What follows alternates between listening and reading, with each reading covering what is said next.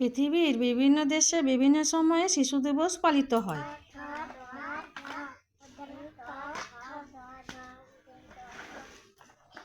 1 June পালিত হয় আন্তর্জাতিক শিশু দিবস।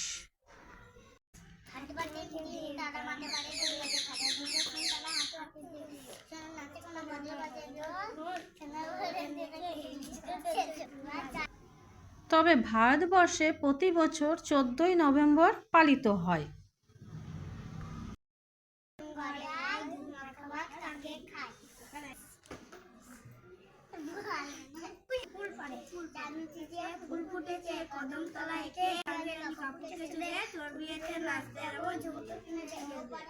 শিশুরা বাগানের কড়ির মতো, ওদের খুব যত্ন করতে হয়, খুব দেখভাল করতে হয়। ওরাই দেশের ভবিষ্যৎ, আগামীকালের নাগরিক। একমাত্র সঠিক শিক্ষাই পারে ওদের উজ্জ্বল ভবিষ্যৎ গড়ে তুলতে। এই উক্তিটি করেছেন পণ্ডিত জওহরলাল নেহেরু।